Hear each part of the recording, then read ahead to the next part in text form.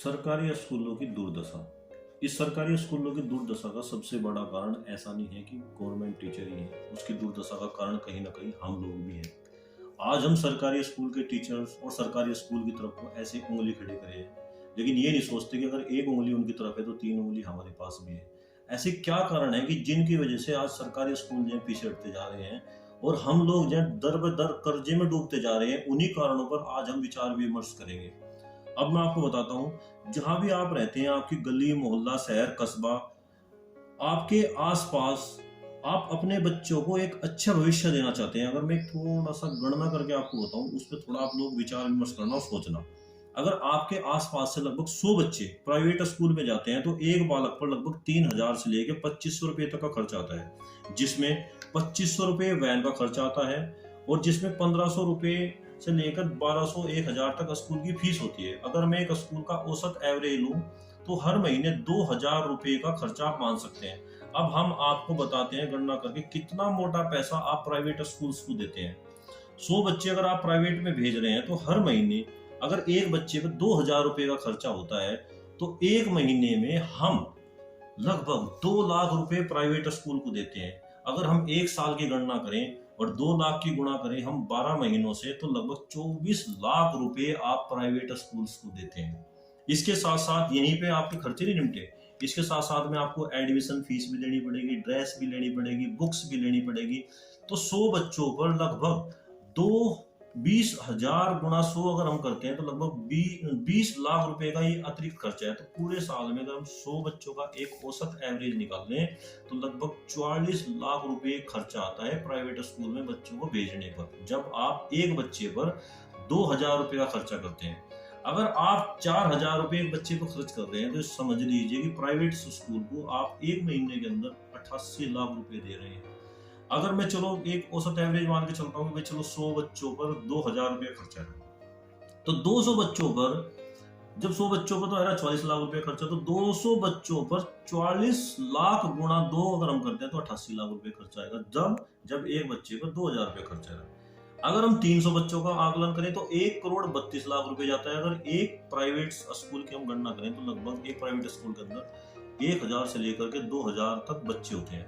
लेकिन मैं एक एवरेज देता हूं कि एक प्राइवेट स्कूल के अंदर लगभग 1,000 बच्चे हैं, तो उन 1,000 बच्चों पर एक साल का माँ बाप का जो खर्चा होता है 4,40,00,000 रुपए का खर्चा होता है एक साल के अंदर। अगर एक बच्चा 2,000 रुपए खर्च कर रहा है प्राइवेट स्कूल के अंदर और 20,000 रुपए की उसकी बुक्स और ड्रेस ले रहा है, अगर यही संख्या बढ़ के 2,000 हो जाए तो लगभग इसका आप डबल कर दीजिए, 8,80,00,000 रुपए आप प्राइवेट स्कूल को देते हैं। अरे इतने में तो मैं कहूँ कि आपके आसपास में अच्छे हाईटेक स्कूल 8 स्कूल हो जाएं, और अगर आप थोड़ा ध्यान लगा लो तो ये स्कूल जो है, जब अभी आप देखते हैं कि जब आप सरकारी स्कूल को देखिए और प्राइवेट स्कूल को देखिए तो कौन से स्कूल आपको ज्यादा अच्छे दिखेंगे? डेफिनेट सी बात है प्राइवेट स्कूल। प्राइवेट स्कूल एक निजी व्यक्ति का है, हम एक निजी व्यक्ति को दर बदर अमीर करते जा रहे हैं, और सरकारी स्कूल राज्य के हैं। अब मुझे बताइए कि राज्य ज्यादा अमीर है या प्राइवेट स्कूल?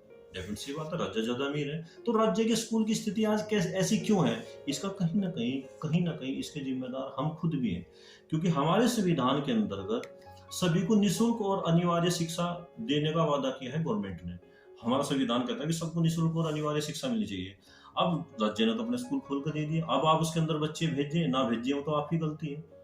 अब एक बात देखिए, आप जब 100 बच्चों पर आप 44 लाख रुपए खर्चा कर रहे हैं, अगर उसमें से अगर हम 4-5 लाख रुपए हर महीने अगर हम सरकारी स्कूल के अंदर खर्च कर दें तो हमारा कितना बड़ा पैसा बचेगा। दूसरी बात कि हमारा जो गांव का सरकारी स्कूल है वो भी हाईटेक हो जाएगा। अभी मैं थोड़ा सा आपको इसके विषय में और बताता हूँ। अगर आपके स्कूल में सपोज करो 3 टीचर्स की कमी है और आप मतलब अपने 10,000 रुपये महीना कोई टीचर लाए, तो एक टीचर्स पे लगभग 1,20,000 रुपए का खर्चा होगा। अगर आपने 3 टीचर लगाने पड़ेंगे तो आपको कितना खर्चा होगा? लगभग 3,60,000। अगर 100 बच्चे स्कूल के अंदर जा रहे तो एक महीने में उन टीचर्स के ऊपर आपका 36,000 रुपये खर्चा होगा। इसी प्रकार अगर हम देखें तो यानी कि अगर हम 36,000 को 100 से डिवाइड करें तो एक बच्चे के अंडर में प्राइवेट सरकारी स्कूल में भेजने के बाद भी 360 रुपये आपका खर्च आएगा। जहां आप 2,000 रुपये दे रहे थे, खर्च कर रहे थे उसी एजुकेशन के लिए, वही एजुकेशन अब आपको मात्र 360 रुपये मिलती है, यानी कि लगभग 6 गुना कम दामों पर आपको एजुकेशन मिलेगी। इसके साथ साथ में आप और भी कुछ कर रहे हैं। आप 2000 से 360 माइनस करें, 1640 रुपये हर महीने आपके बचेगा भी। और अगर हम इसको 12 से मल्टीप्लाई करें, एक साल में आप 19,680 रुपये बचा सकते हैं। और कक्षा 12 तक आप लगभग 2,36,160 रुपये बचा सकते हैं, जिससे आप 12वीं के बाद बच्चे को अच्छी कोचिंग करा सकते हैं, अच्छे कोर्स करा सकते हैं। अगर गवर्नमेंट स्कूल में गवर्नमेंट स्टाफ आपका पूरा है तो आप एक साल के अंदर 2,80,000 रुपये बचा सकते हैं। राज्य की जिम्मेदारी है कि आपको निःशुल्क शिक्षा देना। हम लोग बच्चों को प्राइवेट स्कूल में भेजकर राज्य को जिम्मेदारी से मुक्त कर रहे हैं। बहुत से लोग सुनते होंगे कि भाई मंदिर या मस्जिद में दान करो, लेकिन वो लोग 1 रुपये का दान नहीं करते हैं, बस सोशल मीडिया तक ही सीमित रह गए हैं। अगर हम सभी लोग ध्यान दे, 44 लाख रुपए जो एक साल में प्राइवेट को दे रहे हैं, भाई सरकारी स्कूल के अंदर लगा, सरकारी स्कूल जो हाईटेक हो जाए, उसमें कंप्यूटर लैब भी होंगे, उसके अंदर ऑनलाइन क्लासेस की सुविधा होगी, हर फैसिलिटीज उसके अंदर होगी, इन्वेटर होंगे, मतलब इंटरलॉकिंग होगी, हर चीज उसके अंदर होगी। लेकिन इसकी कहीं ना कहीं जिम्मेदारी आम आदमी की भी है। वे लोग जो बुराई ज्यादा करते हैं सरकारी स्कूलों के, उनके बच्चे ऑलरेडी प्राइवेट स्कूल्स में पढ़ते हैं। अगर आपको ये देखना है कि भाई सरकारी स्कूलों में आज के टाइम में पढ़ाई है या नहीं है, तो आप किसी भी सरकारी स्कूल में किसी भी टाइम जाइए, आप वहां देखिए, अगर भाई सारे टीचर बैठे बात कर रहे हैं, फिर तो देखो गलती उनकी। आज के टाइम में कोई भी अध्यापक ऐसा नहीं है कि जो अपनी कक्षा में बैठा हो और बच्चों को ना पढ़ा रहा हो। कोई कम कदी टीचर ऐसा होगा कि जो किसी बच्चे को नहीं पढ़ाना चाहता, लेकिन जो स्कूल के अंदर एक बार टीचर बनकर चले गया, वो आदमी 101% स्कूल के अंदर पढ़ाएगा जाकर। जिस दिन सरकारी स्कूल बंद हो गए, उस दिन देखना जो फीस आज आप 2,000 रुपये महीना दे रहे हैं, वो 10,000 हो जाएगी। जब सरकारी तंत्र नहीं होगा तो बच्चों को नौकरी कहाँ मिलेगी? फिर इतना खर्चा क्यों करना बच्चों के ऊपर?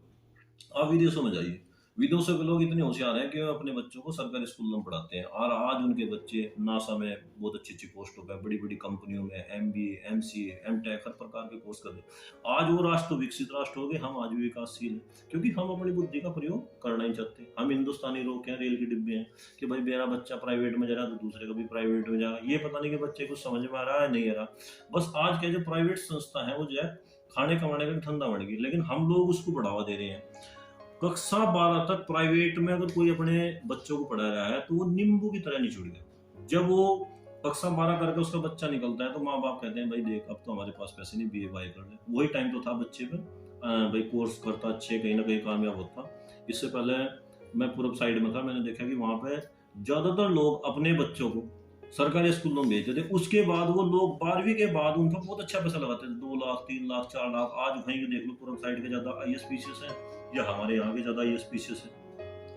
मतलब अपनी आर्थिक स्थिति हमने खुद बिगाड़ ली। ये तो बड़े बड़े शिक्षाविदों ने कहा कि बच्चा जो है अपनी मातृ लैंग्वेज में ज्यादा सीखता है, जिस वो लैंग्वेज में वो पैदा हुआ।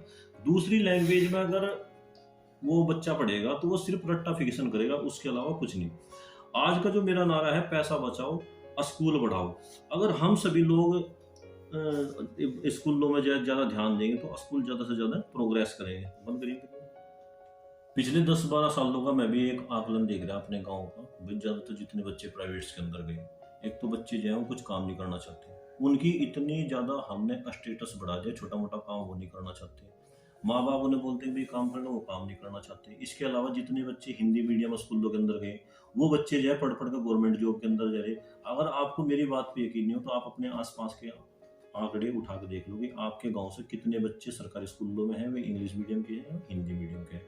इसलिए क्या है, आपका पैसा है, आपका सरकारी स्कूल है, आपका देश है, आपका समाज है, आपकी जिम्मेदारी है आपकी अपनी सरकारी संस्था को आगे बढ़ाना। अगर ये सरकारी स्कूल खत्म हो गए तो सरकारी टीचर्स कहाँ बनेंगे हमारे बच्चे? फिर इतना पैसा खर्च करने से फायदा क्या होगा?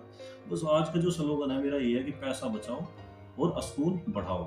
इसमें आप लोग मेरी बात को ज्यादा से ज्यादा आगे बढ़ाओ। अगर आपको मेरी बात अच्छी लगे तो इसे लगभग 10 लोगों तक शेयर करें। अगर इसमें कुछ गलती है तो मुझे कमेंट बॉक्स में कमेंट करके बताएं। जय हिंद, जय भारत।